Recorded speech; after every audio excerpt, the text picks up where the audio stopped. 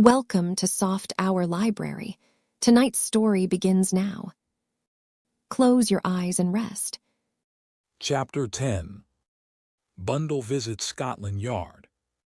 Now it may be said at once that in the foregoing conversation each one of the three participants had, as it were, held something in reserve. That nobody tells everything is a very true motto. It may be questioned, for instance, if Lauren Wade was perfectly sincere in her account of the motives which had led her to seek out Jimmy the Siger. In the same way, Jimmy the Siger himself had various ideas and plans connected with the forthcoming party at George Lomax's, which he had no intention of revealing to, say, Bundle. And Bundle herself had a fully fledged plan which she proposed to put into immediate execution, and which she had said nothing whatever about. On leaving Jimmy the Siger's rooms, she drove to Scotland Yard, where she asked to see Superintendent Battle. Superintendent Battle was rather a big man. He worked almost entirely on cases of a delicate political nature. On such a case, he had come to Chimneys 4 years ago, and Bundle was frankly trading on his remembering this fact. After a short delay, she was taken along several corridors and into the superintendent's private room. Battle was a stolid-looking man with a wooden face. He looked supremely unintelligent and more like a commissionaire than a detective.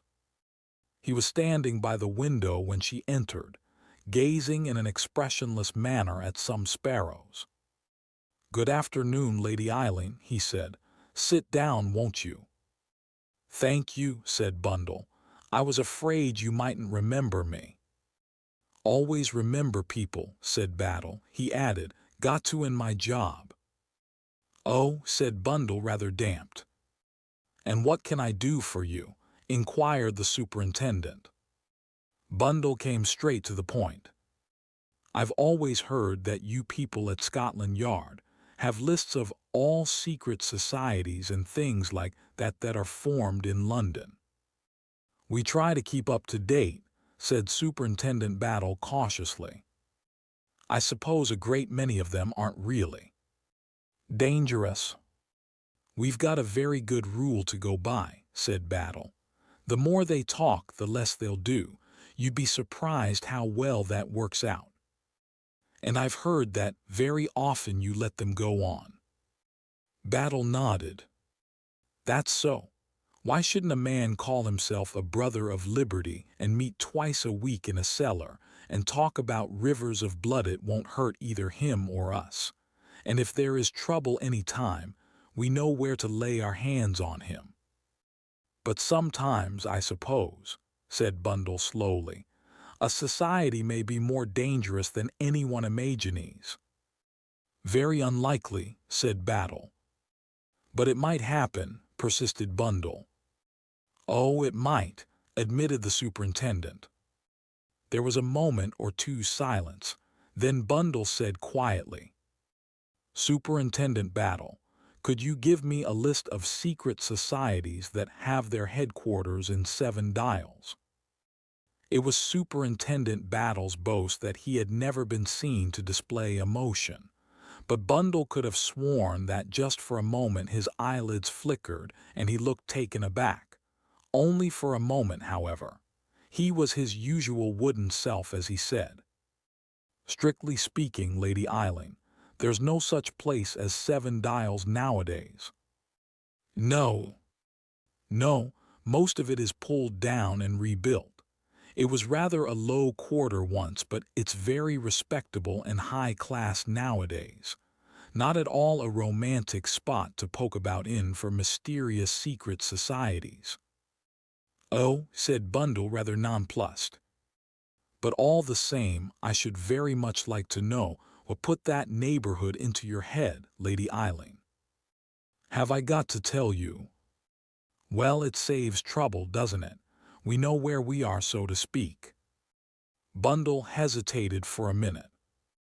"There was a man shot yesterday," she said slowly. "I thought I had run over him." Mr. Ronald Devereux. You know about it, of course. Why has there been nothing in the papers? Do you really want to know that, Lady Eileen? Yes, please. Well, we just thought. We should like to have a clear 24 hours, see. It will be in the papers tomorrow. Oh, Bundle studied him, puzzled. What was hidden behind that immovable face? Did he regard the shooting of Ronald Devereux as an ordinary crime or as an extraordinary one? He mentioned 7 dials when he was dying, said Bundle slowly. Thank you, said Battle. I'll make a note of that. He wrote a few words on the blotting pad in front of him. Bundle started on another tack. Mr. Lomax, I understand, came to see you yesterday about a threatening letter he had had. He did. And that was written from 7 dials. It had 7 dials written at the top of it, I believe. Bundle felt as though she was battering hopelessly on a locked door. If you'll let me advise you, Lady Eileen. I know what you're going to say. I should go home and, well, think no more about these matters. Leave it to you, in fact. Well, said Superintendent Battle, after all, we are the professionals. And I'm only an amateur. Yes, but you forget one thing. I mayn't have your knowledge and skill, but I have one advantage over you. I can work in the dark. She thought that the superintendent seemed a little taken aback, as though the force of her words struck home. Of course, said Bundle, if you won't give me a list of secret societies. Oh, I never said that. You shall have a list of the whole lot. He went to the door, put his head through and called out something, then came back to his chair. Bundle, rather unreasonably, felt baffled. The ease with which he acceded to her request seemed to her suspicious. He was looking at her now in a placid fashion. Do you remember the death of Mr. Gerald Wade? She asked abruptly. Down at your place, wasn't it? Took an overdraft of sleeping mixture. His sister says he never took things to make him sleep. Ah, said the superintendent, you'd be surprised what a lot of things there are. That sisters don't know. Bundle again felt baffled. She sat in silence till a man came in with a typewritten sheet of paper, which he handed to the superintendent. Here you are, said the latter when the other had left the room. The Blood Brothers of St. Sebastian, the Wolf Hounds, the Comrades of Peace, the Comrades Club, the Friends of Oppression, the Children of Moscow, the Red Standard Bearers, the Herrings, the Comrades of the Fallen, and half a dozen more.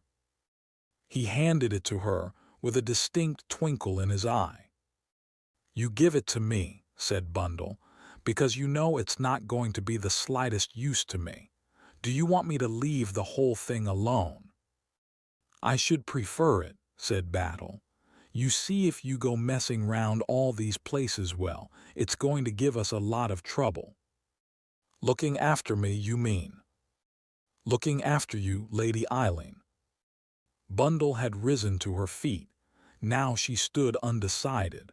So far the honors lay with Superintendent Battle. Then she remembered one slight incident, and she based a last appeal upon it. I said just now that an amateur could do some things which a professional couldn't. You didn't contradict me. That's because you're an honest man, Superintendent Battle. You knew I was right. Go on, said Battle quietly. At Chimneys you let me help. Won't you let me help now? Battle seemed to be turning the thing over in his mind. Emboldened by his silence, Bundle continued. You know pretty well what I'm like, Superintendent Battle. I butt into things. I'm a nosy Parker. I don't want to get in your way or to try and do things that you're doing and can do a great deal better. But if there's a chance for an amateur, let me have it. Again there was a pause, and then Superintendent Battle said quietly, You couldn't have spoken fairer than you have done, Lady Eileen. But I'm just going to say this to you. What you propose is dangerous. And when I say dangerous, I mean dangerous. I've grasped. That, said Bundle. I'm not a fool. No, said Superintendent Battle.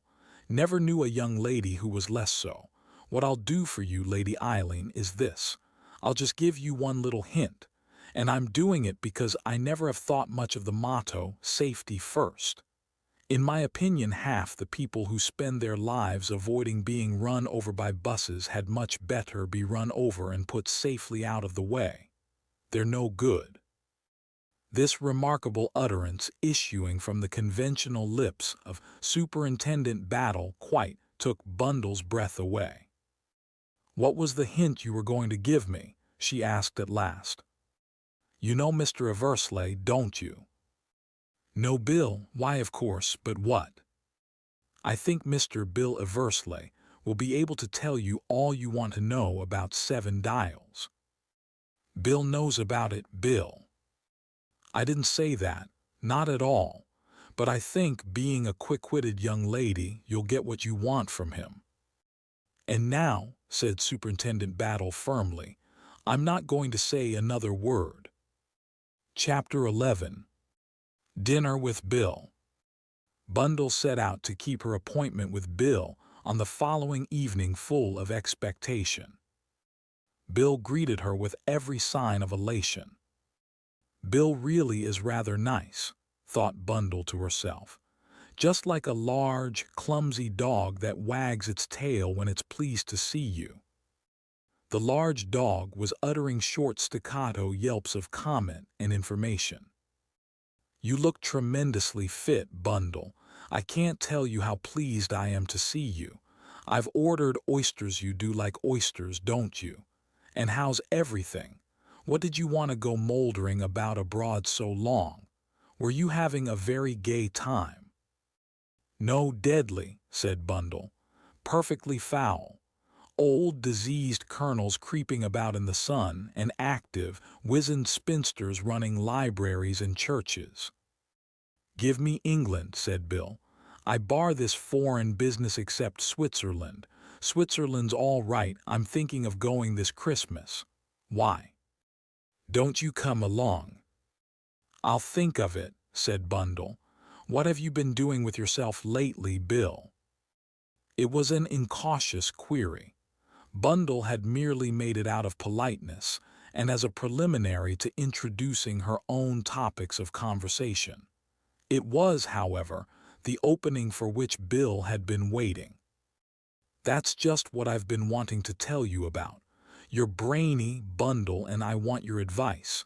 You know that musical show, Damn Your Eyes? Yes. Well, I'm going to tell you about one of the dirtiest pieces of work imaginable. My God, the theatrical crowd. There's a girl-a Yankee girl-a perfect stunner. Bundle's heart sank.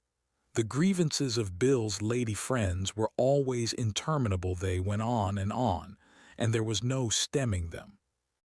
This girl Babe sent, more her name is.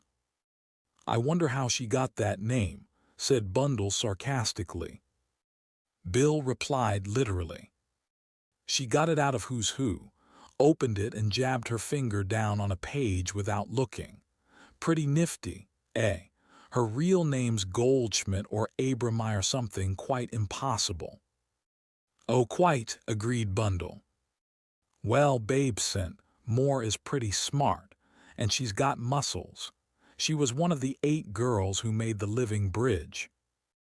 Bill, said Bundle desperately, I went to see Jimmy the Siger yesterday morning. Good old Jimmy, said Bill. Well, as I was telling you, Babe's pretty smart. You've got to be nowadays. She can put it over on most theatrical people. If you want to live, be high-handed, that's what Babe says. And mind you, she's the goods all right. She can act. It's marvelous how that girl can act. She'd not much chance in Damn Your Eyes, just swamped in a pack of good-looking girls. I said, why not try the legitimate stage, you know, Mrs. Tanqueray, that sort of stuff, but Babe just laughed. Have you seen Jimmy at all? Saw him this morning. Let me see, where was I? Oh yes, I hadn't got to the rumpus yet, and mind you it was.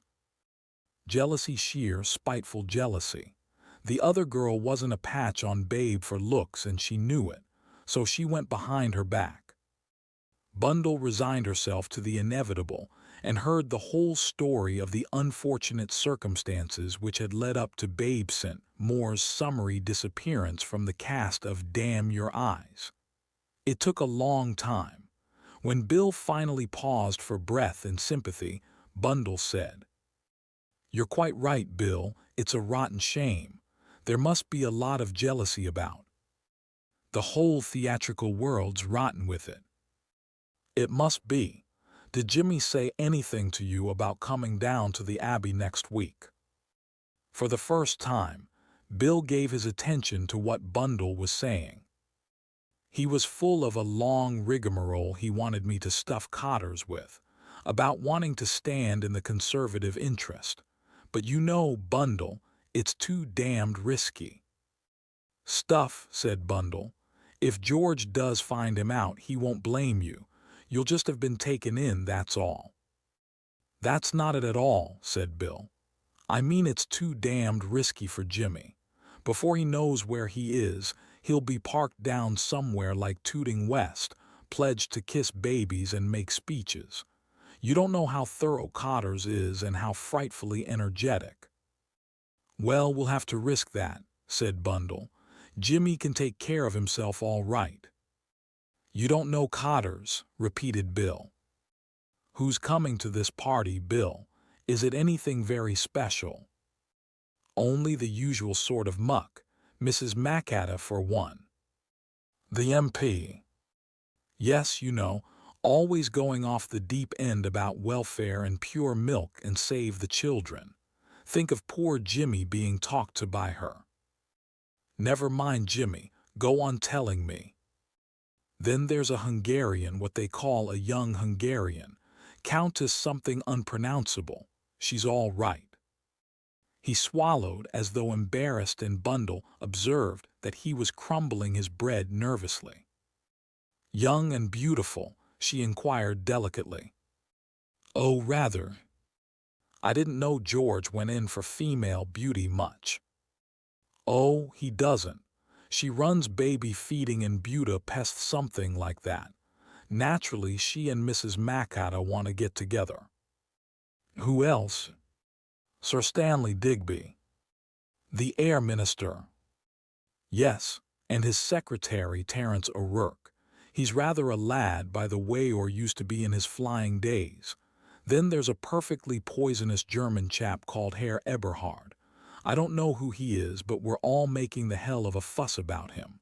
I've been twice told off to take him out to lunch, and I can tell you, Bundle, it was no joke.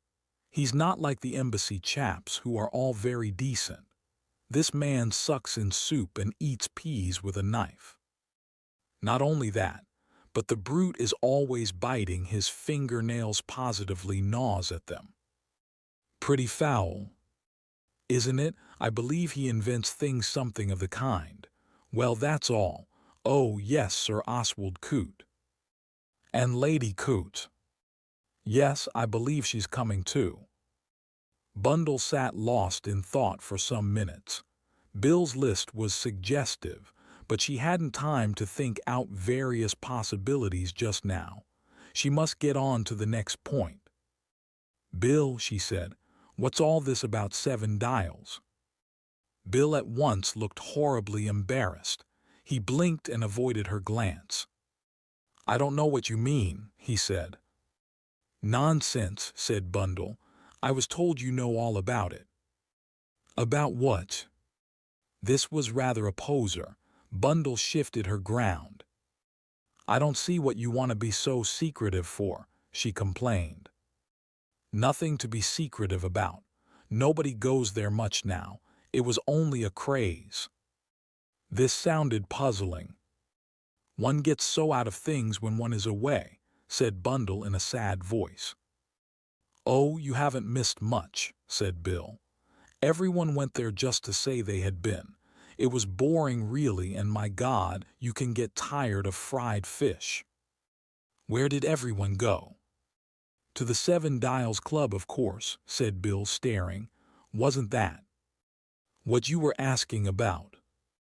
I didn't know it by that name, said Bundle.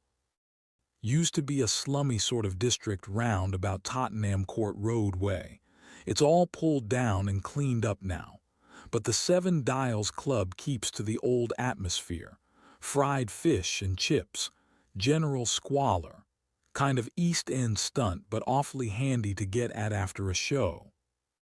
It's a nightclub, I suppose, said Bundle. Dancing and all that. That's it, awfully mixed crowd. Not a posh affair. Artists, you know, and all sorts of odd women and a sprinkling of our lot. They say quite a lot of things, but I think that that's all bunkum myself, just said to make the place go. Good, said Bundle.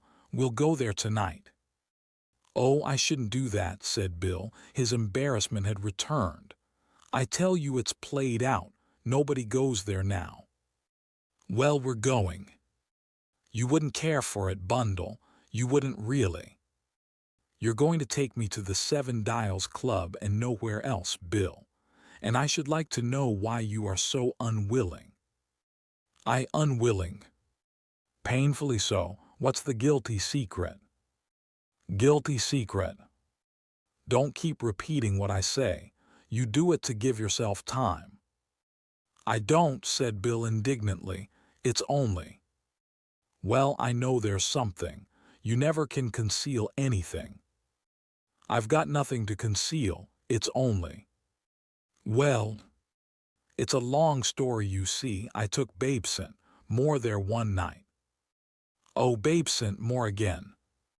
Why not?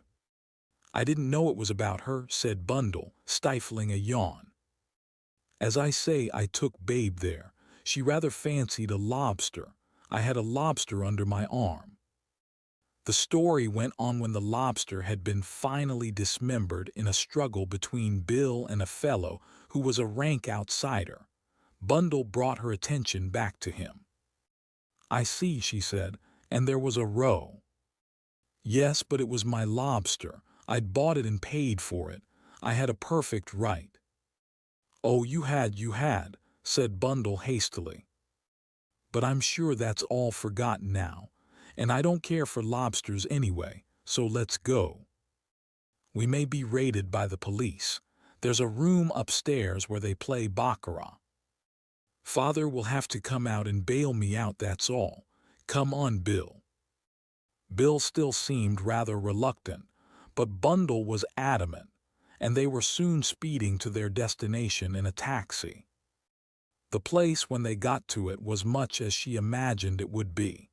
It was a tall house in a narrow street, 14 Hunstanton Street. She noted the number. A man whose face was strangely familiar opened the door. She thought he started slightly when he saw her, but he greeted Bill with respectful recognition. He was a tall man with fair hair, a rather weak, anemic face and slightly shifty eyes. Bundle puzzled to herself where she could have seen him before. Bill had recovered his equilibrium now and quite enjoyed doing showman. They danced in the cellar, which was very full of smoke, so much so that you saw everyone through a blue haze. The smell of fried fish was almost overpowering.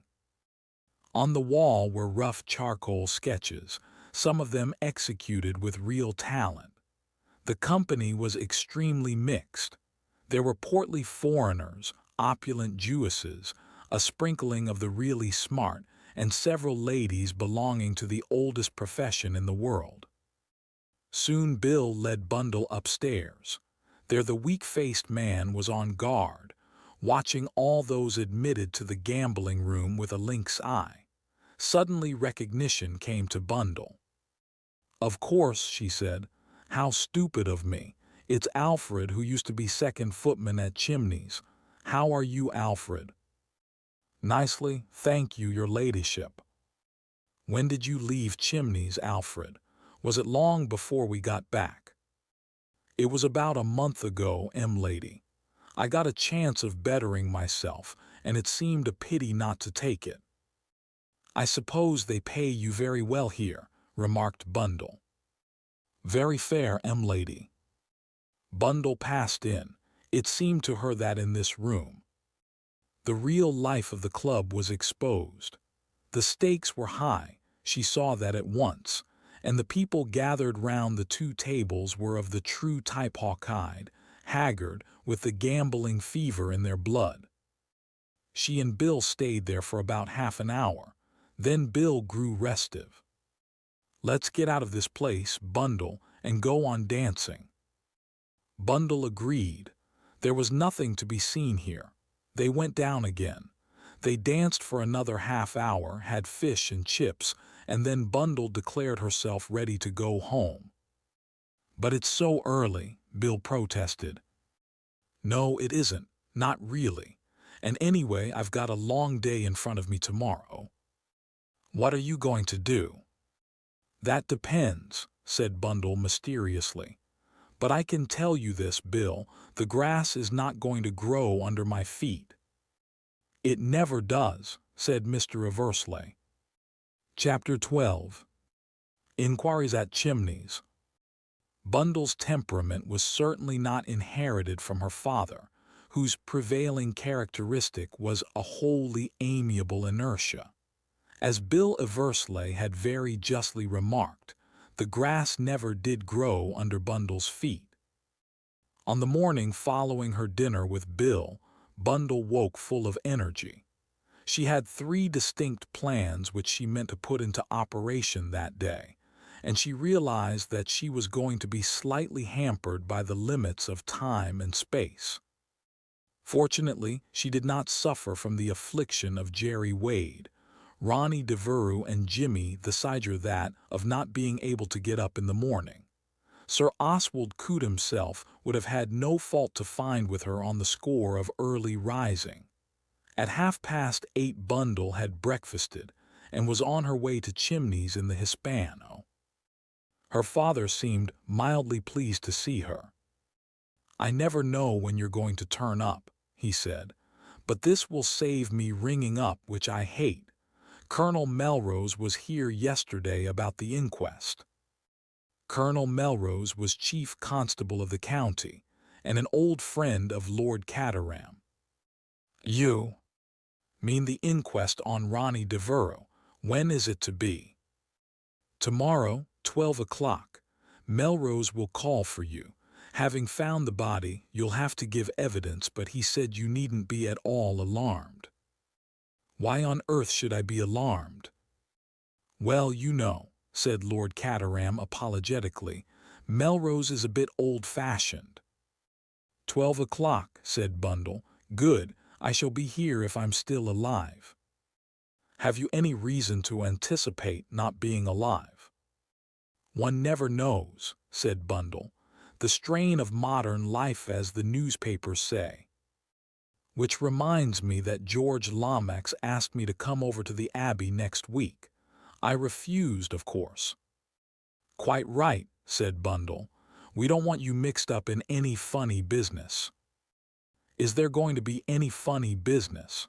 Asked Lord Caterham with a sudden awakening of interest. Well, warning letters and all that, you know, said Bundle. Perhaps George is going to be assassinated, said Lord Caterham hopefully. What do you think, Bundle? Perhaps I'd better go after all. You curb your bloodthirsty instincts and stay quietly at home, said Bundle. I'm going to talk to Mrs. Howell. Mrs. Howell was the housekeeper, that dignified, creaking lady who had struck such terror to the heart of Lady Coote. She had no terrors for Bundle, whom, indeed, she always called Miss Bundle, a relic of the days when Bundle had stayed at Chimneys, a long-legged, impish child, before her father had succeeded to the title. Now, Howley, said Bundle, let's have a cup of rich cocoa together, and let me hear all the household news. She gleaned what she wanted without much difficulty, making mental notes as follows. 2 new scullery maids village girls doesn't seem much there. New third housemaid head housemaid's niece. That sounds all right. Howley seems to have bullied poor Lady Coot a good deal. She would. I never thought the day would come when I should see chimneys inhabited by strangers, Miss Bundle. Oh, one must go with the times, said Bundle. You'll be lucky, Howley, if you never see it converted into desirable flats with use of superb pleasure grounds. Mrs. Howell shivered all down her reactionary, aristocratic spine. I've never seen Sir Oswald Coot, remarked Bundle. Sir Oswald is no doubt a very clever gentleman, said Mrs. Howell distantly. Bundle gathered that Sir Oswald had not been liked by his staff. Of course it was Mr. Bateman who saw to everything, continued the housekeeper. A very efficient gentleman indeed, and one who knew the way things ought to be done. Bundle led the talk on to the topic of Gerald Wade's death. Mrs. Howell was only too willing to talk about it, and was full of pitying ejaculations about the poor young gentleman, but Bundle gleaned nothing new. Presently she took leave of Mrs. Howell and came downstairs again, where she promptly rang for Treadwell. Treadwell, when did Alfred leave? It would be about a month ago now, my lady. Why did he leave? It was by his own wish, my lady. I believe he has gone to London. I was not dissatisfied with him in any way. I think you will find the new footman, John, very satisfactory. He seems to know his work and to be most anxious to give satisfaction. Where did he come from? He had excellent references, my lady. He had lived last with Lord Mount Vernon. I see, said Bundle thoughtfully. She was remembering that Lord Mount Vernon was at present on a shooting trip in East Africa. What's his last name, Treadwell? Bower, my lady. Treadwell paused for a minute or two, and then, seeing that Bundle had finished, he quietly left the room. Bundle remained lost in thought. John had opened the door to her on her arrival that day, and she had taken particular notice of him without seeming to do so. Apparently, he was the perfect servant, well trained, with an expressionless face. He had perhaps a more soldierly bearing than most footmen, and there was something a little odd about the shape of the back of his head.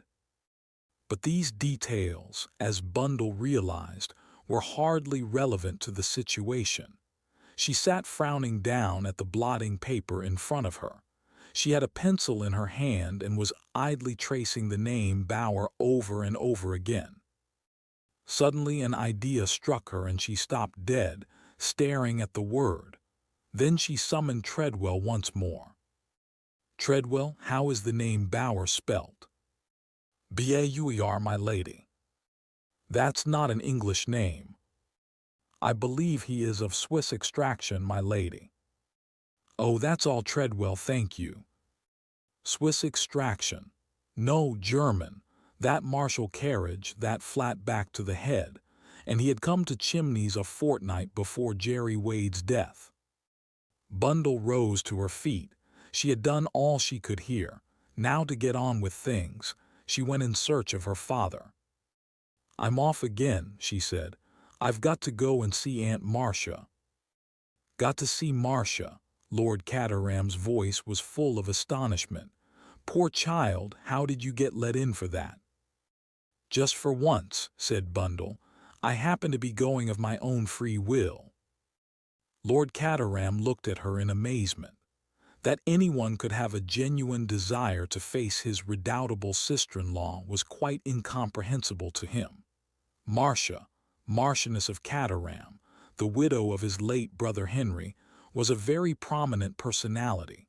Lord Caterham admitted that she had made Henry an admirable wife, and that, but for her in all probability he would never have held the office of Secretary of State for Foreign Affairs. On the other hand, He had always looked upon Henry's early death as a merciful release. It seemed to him that Bundle was foolishly putting her head into the lion's mouth. "Oh, I say," he said, "you know I shouldn't do that. You don't know what it may lead to." "I know what I hope it's going to lead to," said Bundle. "I'm all right, Father, don't you worry about me." Lord Caterham sighed and settled himself more comfortably in his chair. He went back to his perusal of the field, but in a minute or two Bundle suddenly put her head in again. "Sorry," she said, "but there's one other thing I wanted to ask you. What is Sir Oswald Coote?" "I told you, a steamroller." "I don't mean your personal impression of him. How did he make his money trouser buttons or brass beds or what?" "Oh, I see. He's steel and iron. He's got the biggest steelworks or whatever you call it in England. He doesn't, of course, run the show personally now. It's a company or companies. He got me in as a director of something or other. Very good business for me, nothing to do except go down to the city once or twice a year to one of those hotel places, Cannon Street or Liverpool Street, and sit round a table where they have very nice new blotting paper. Then Coote or some clever Johnny makes a speech simply bristling with figures. But fortunately you needn't listen to it, and I can tell you, you often get a jolly good lunch out of it." Uninterested in Lord Caterham's lunches, Bundle had departed again before he had finished speaking. On the way back to London, she tried to piece together things to her satisfaction. As far as she could see, steel and infant welfare did not go together. One of the two, then, was just padding, presumably the latter. Mrs. Macata and the Hungarian Countess could be ruled out of court. They were camouflage. No, the pivot of the whole thing seemed to be the unattractive Herr Eberhard. He did not seem to be the type of man whom George Lomax would normally invite. Bill had said vaguely that he invented. Then there was the Air Minister and Sir Oswald Coote, who was steel. Somehow that seemed to hang together. Since it was useless speculating further, Bundle abandoned the attempt and concentrated on her forthcoming interview with Lady Caterham. The lady lived in a large gloomy house in one of London's higher class squares. Inside it smelt of sealing wax, bird seed, and slightly decayed flowers. Lady Caterham was a large woman, large in every way. Her proportions were majestic, rather than ample. She had a large beaked nose, wore gold-rimmed pince-nez, and her upper lip bore just the faintest suspicion of a mustache. She was somewhat surprised to see her niece, but accorded her a frigid cheek, which Bundle duly kissed. "This is quite an unexpected pleasure, Eileen," she observed coldly. "We've only just got back, Aunt Marcia." "I know. How is your father?" "Much as usual." Her tone conveyed disparagement. She had a poor opinion of Alastair Edward Brent, 9th Marquis of Caterham. She would have called him, had she known the term, a poor fish. "Father is very well. He's down at Chimneys." "Indeed. You know, Eileen, I never approved of the letting of Chimneys. The place is in many ways a historical monument. It should not be cheapened." "It must have been wonderful in Uncle Henry's day," said Bundle with a slight sigh. "Henry realized his responsibilities," said Henry's widow. "Think of the people who stayed there," went on Bundle ecstatically. "All the principal statesmen of Europe." Lady Caterham sighed. "I can truly say that history has been made there more than once," she observed. "If only your father—" She shook her head sadly. "Politics bore father," said Bundle, "and yet they are about the most fascinating study there is, I should say, especially if one knew about them from the inside." She made this extravagantly untruthful statement of her feelings without even a blush. Her aunt looked at her with some surprise. "I am pleased to hear you say so," she said. I always imagined, Eileen, that you cared for nothing but this modern pursuit of pleasure." "I used to," said Bundle. "It is true that you are still very young," said Lady Caterham thoughtfully. "But with your advantages, and if you were to marry suitably, you might be one of the leading political hostesses of the day." Bundle felt slightly alarmed. For a moment she feared that her aunt might produce a suitable husband straight away. "But I feel such a fool," said Bundle. "I mean, I know so little." "That can easily be remedied," said Lady Caterham briskly. "I have any amount of literature I can lend you." "Thank you, Aunt Marcia," said Bundle, and proceeded hastily to her second line of attack. "I wondered if you knew Mrs. Mackata, Aunt Marcia." "Certainly I know her, a most estimable woman with a brilliant brain. I may say that as a general rule I do not hold with women standing for Parliament. They can make their influence felt in a more womanly fashion." She paused, doubtless to recall the womanly way in which she had forced a reluctant husband into the political arena and the marvelous success which had crowned his and her efforts. But still, times change. And the work Mrs. Mackata is doing is of truly national importance and of the utmost value to all women. It is, I think I may say, true womanly work. You must certainly meet Mrs. Mackata." Bundle gave a rather dismal sigh. "She's going to be at a house party at George Lomax's next week. He asked Father, who, of course, won't go, but he never thought of asking me. Thinks I'm too much of an idiot, I suppose." It occurred to Lady Caterham that her niece was really wonderfully improved. Had she, perhaps, had an unfortunate love affair? An unfortunate love affair, in Lady Caterham's opinion, was often highly beneficial to young girls. It made them take life seriously. "I don't suppose George Lomax realizes for a moment that you have, shall we say, grown up. Eileen dear," she said, "I must have a few words with him." "He doesn't like me," said Bundle. "I know he won't ask me." "Nonsense," said Lady Caterham. "I shall make a point of it. I knew George Lomax when he was so high." She indicated a quite impossible height. "He will be only too pleased to do me a favor, and he will be sure to see for himself that it is vitally important that the present-day young girls of our own class should take an intelligent interest in the welfare of their country."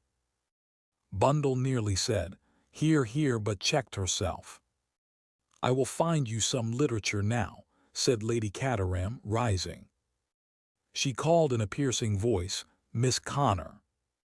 A very neat secretary with a frightened expression came running. Lady Caterham gave her various directions. Presently Bundle was driving back to Brook Street with an armful of the driest-looking literature imaginable. Her next proceeding was to ring up Jimmy the Siger. His first words were full of triumph. "I've managed it," he said. "Had a lot of trouble with Bill, though. He'd got it into his thick head that I should be a lamb among the wolves, but I made him see sense at last. I've got a lot of thingamabobs now, and I'm studying them. You know, blue books and white papers. Deadly dull, but one must do the thing properly. Have you ever heard of the Santa Fe boundary dispute?" "Never," said Bundle. "Well, I'm taking special pains with that. It went on for years and was very complicated. I'm making it my subject. Nowadays one has to specialize." "I've got a lot of the same sort of things," said Bundle. "Aunt Marcia gave them to me." "Aunt who?" "Aunt Marcia, Father's sister-in-law. She's very political. In fact, she's going to get me invited to George's party." "No? Oh, I say, that will be splendid." There was a pause, and then Jimmy said, "I say, I don't think we'd better tell Loring that, eh?" "Perhaps not. You see, she mayn't like being out of it, and she really must be kept out of it." "Yes." I mean, you can't let a girl like that run into danger. Bundle reflected that Mr. the Siger was slightly deficient in tact. The prospect of her running into danger did not seem to give him any qualms whatever. "Have you gone away?" asked Jimmy. "No, I was only thinking." "I see. I say, are you going to the inquest tomorrow?" "Yes, are you?" "Yes, by the way, it's in the evening papers, but tucked away in a corner. Funny, I should have thought they'd have made rather a splash about it." "Yes, so should I." "Well," said Jimmy, "I must be getting on with my task. I've just got to where Bolivia sent us a note." "I suppose I must get on with my little lot," said Bundle. "Are you going to swat at it all the evening?" "I think so, are you?" "Oh, probably. Good night." They were both liars of the most unblushing order. Jimmy the Siger knew perfectly well that he was taking Loring Wade out to dinner. As for Bundle, no sooner had she rung off than she attired herself in various nondescript garments belonging, as a matter of fact, to her maid, and having donned them, she sallied out on foot, deliberating whether bus or tube would be the best route by which to reach the Seven Dials Club. Chapter 13. The Seven Dials Club. Bundle reached 14 Hunstanton Street about 6 p.m. At that hour. As she rightly judged, the Seven Dials Club was a dead spot. Bundle's aim was a simple one. She intended to get hold of the ex-footman Alfred. She was convinced that once she had got hold of him, the rest would be easy. Bundle had a simple autocratic method of dealing with retainers. It seldom failed, and she saw no reason why it should fail now. The only thing of which she was not certain was how many people inhabited the club premises. Naturally, she wished to disclose her presence to as few people as possible. Whilst she was hesitating as to her best line of attack, the problem was solved for her in a singularly easy fashion. The door of number 14 opened, and Alfred himself came out. "Good afternoon, Alfred," said Bundle pleasantly. Alfred jumped. "Oh, good afternoon, your ladyship. I didn't recognize your ladyship just for a moment." Paying a tribute in her own mind to her maid's clothing, Bundle proceeded to business. "I want a few words with you, Alfred. Where shall we go?" "Well, really, my lady, I don't know. It's not what you might call a nice part round here. I don't know, I'm sure." Bundle cut him short. "Who's in the club?" "No one at present, my lady." "Then we'll go in there." Alfred produced a key and opened the door. Bundle passed in. Alfred, troubled and sheepish, followed her. Bundle sat down and looked straight at the uncomfortable Alfred. "I suppose you know," she said crisply, "that what you're doing here is dead against the law." Alfred shifted uncomfortably from one foot to the other. "It's true, as we've been raided twice," he admitted, "but nothing compromising was found, owing to the neatness of Mr. Moskorovsky's arrangements." "I'm not talking of the gambling only," said Bundle. "There's more than that, probably a great deal more than you know. I'm going to ask you a direct question, Alfred, and I should like the truth, please. How much were you paid for leaving Chimneys?" Alfred looked twice round the cornice as though seeking for inspirations, swallowed 3 or 4 times, and then took the inevitable course of a weak will opposed to a strong one. "It was this way, your ladyship. Mr. Moskorovsky, he come with a party to visit Chimneys on one of the show days. Mr. Treadwell, he was indisposed like an ingrowing toenail. As a matter of fact, so it fell to me to show the parties over.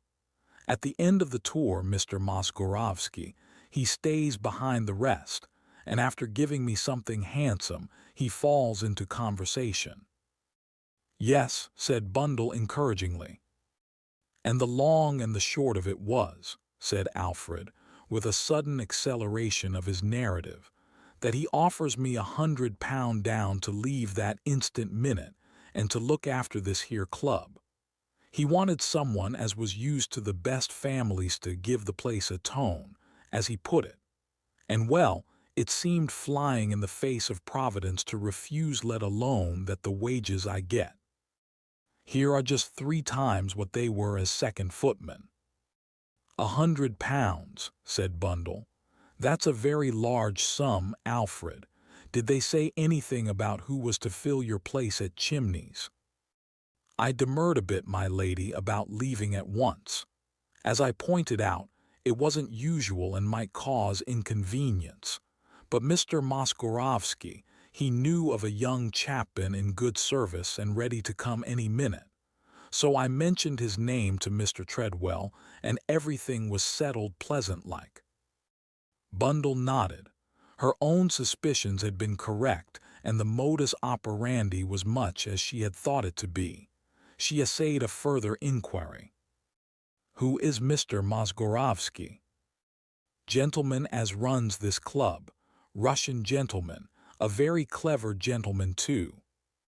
Bundle abandoned the getting of information for the moment, and proceeded to other matters. £100 is a very large sum of money, Alfred." "Larger than I ever handled, my lady," said Alfred with simple candor. "Did you never suspect that there was something wrong?" "Wrong, my lady?" "Yes, I'm not talking about the gambling. I mean something far more serious. You don't want to be sent to penal servitude, do you, Alfred?" "Oh, Lord, my lady, you don't mean it." "I was at Scotland Yard the day before yesterday," said Bundle impressively. "I heard some very curious things. I want you to help me, Alfred, and if you do, well, if things go wrong, I'll put in a good word for you." "Anything I can do, I shall be only too pleased, my lady. I mean I would anyway." "Well, first," said Bundle, "I want to go all over this place from top to bottom." Accompanied by a mystified and scared Alfred, she made a very thorough tour of inspection. Nothing struck her eye till she came to the gaming room. There she noticed an inconspicuous door in a corner, and the door was locked. Alfred explained readily. "That's used as a getaway, your ladyship. There's a room and a door onto a staircase what comes out in the next street. That's the way the gentry goes when there's a raid. But don't the police know about it? It's a cunning door, you see, my lady. Looks like a cupboard, that's all." Bundle felt a rising excitement. "I must get in here," she said. Alfred shook his head. "You can't, my lady. Mr. Moskorovsky, he has the key." "Well," said Bundle, "there are other keys." She perceived that the lock was a perfectly ordinary one which probably could be easily unlocked by the key of one of the other doors. Alfred, rather troubled, was sent to collect likely specimens. The fourth that Bundle tried fitted. She turned it, opened the door, and passed through. She found herself in a small, dingy apartment. A long table occupied the center of the room with chairs ranged round it. There was no other furniture in the room. 2 built-in cupboards stood on either side of the fireplace. Alfred indicated the nearer one with a nod. "That's it," he explained. Bundle tried the cupboard door, but it was locked, and she saw at once that this lock was a very different affair. It was of the patent kind that would only yield to its own key. "Igly ingenious it is," explained Alfred. "It looks all right when opened. Shelves, you know, with a few ledgers and that on 'em. Nobody'd ever suspect, but you touch the right spot and the whole thing swings open." Bundle had turned round and was surveying the room thoughtfully. The first thing she noticed was that the door by which they had entered was carefully fitted round with baize. It must be completely soundproof. Then her eyes wandered to the chairs. There were 7 of them, three each side, and one rather more imposing in design at the head of the table.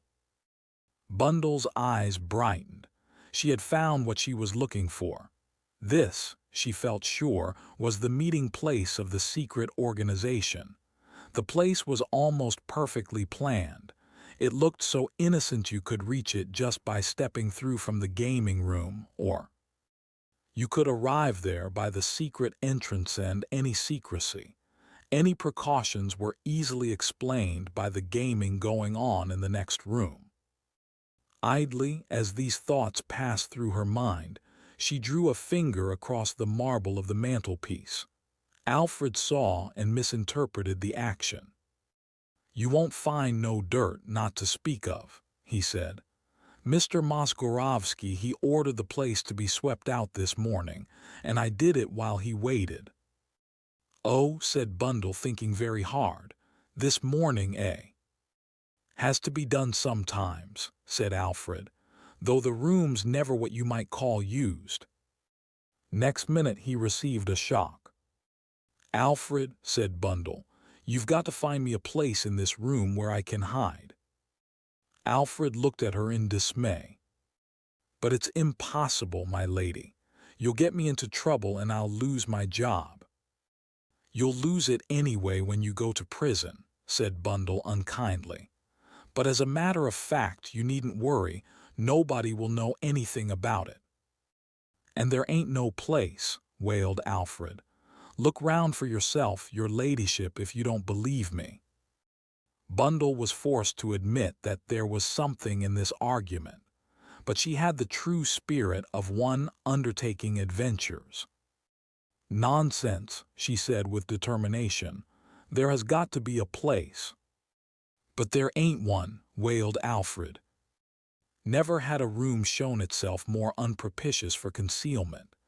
Dingy blinds were drawn down over the dirty window panes, and there were no curtains. The window sill outside, which Bundle examined, was about 4 inches wide. Inside the room there were the table, the chairs, and the cupboards. The second cupboard had a key in the lock. Bundle went across and pulled it open. Inside were shelves covered with an odd assortment of glasses and crockery. "Surplus stuff as we don't use," explained Alfred. "You can see for yourself, my lady, there's no place here as a cat could hide." But Bundle was examining the shelves. "Flimsy work," she said. "Now then, Alfred, have you got a cupboard downstairs where you could shove all this glass? You have. Good. Then get a tray and start to carry it down at once. Hurry, there's no time to lose." "You can't, my lady, and it's getting late, too. The cooks will be here any minute now." "Mr. Mosk, what not doesn't come till later, I suppose."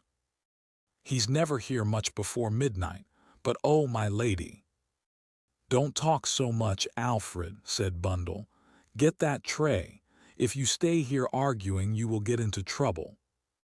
Doing what is familiarly known as wringing his hands, Alfred departed.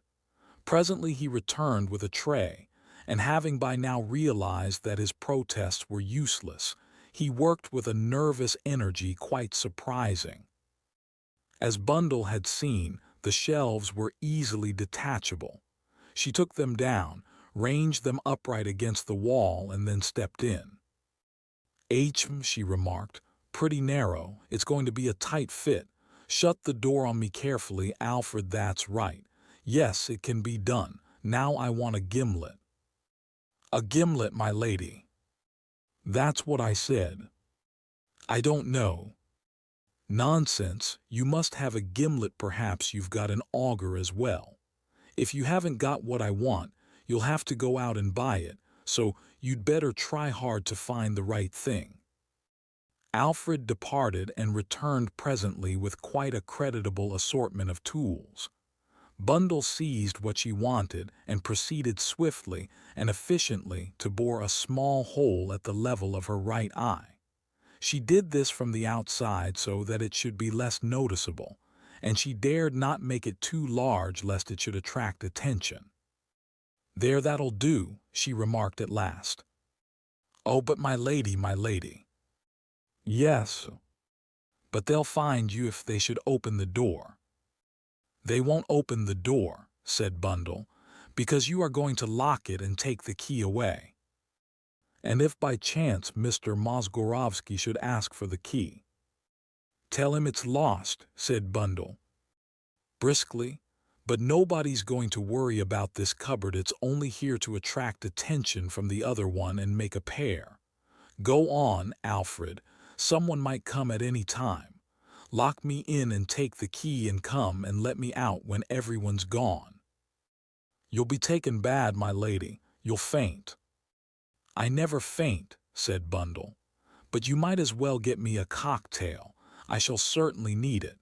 Then lock the door of the room again. Don't forget and take all the door keys back to their proper doors.